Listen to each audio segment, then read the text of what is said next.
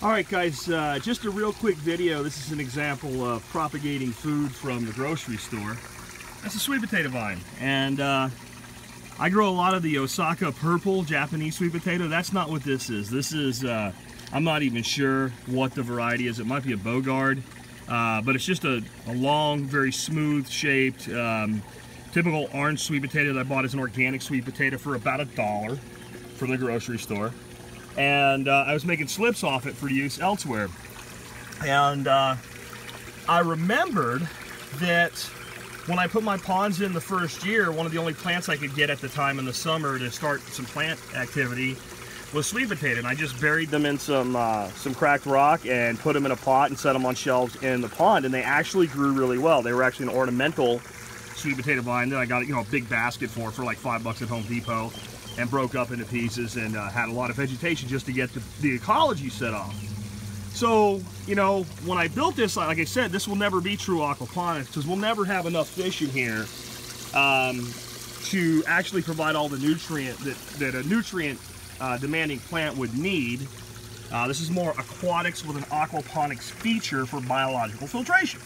All right? So think of these 4 tanks as like big biofilters, but plants and roots in them make them far more effective. So what I did is I was in the greenhouse today and I realized that potato I was growing slips off had one massive slip. I'd call that a vine. It's gone past slip stage. And when I was able to slip it off of the potato, it was already rooted. I was able to take a chunk of the potato and the root with it. So that's buried as deep as I could dig in the lava rock down in there. You can even see a little bit of root right there. Let's cover that up.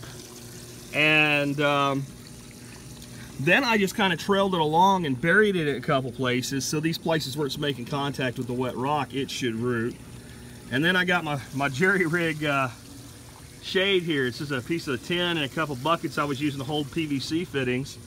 And we'll leave that there for a day or two. I don't really like the way it looks, but it's kind of just keeping that intense sun, which we only get here for a few hours a day, but when we get it, it's baking on the top of this hot lava rock, for a plant that hasn't rooted yet. So this will keep it like in shade, 98, 99% of the time today.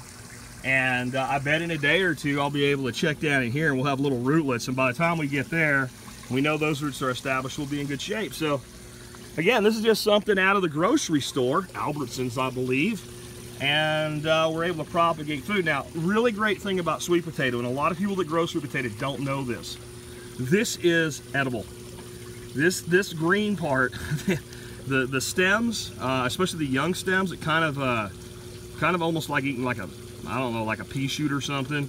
And the leaves are very good. The best way to eat them, you can eat them raw in a salad, chopped up with other greens, but the best way to eat them is get some bacon grease or some butter and get it nice and hot, and then basically have a bunch of these leaves chopped up, a big pile, because they cook down a lot. Throw them in there, roll them around till they wilt. As soon as they wilt, kill the flame, get them off the heat, just warm them through, and they're fantastic. And that gives you 2 crops instead of 1. And also in this situation, I'm probably not going to get a tuber yield out of here. Now, we've actually done this and got a few, and that's okay. We usually just save them for propagation, honestly.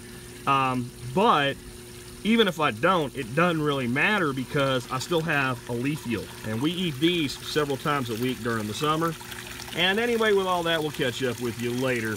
System's starting to look good.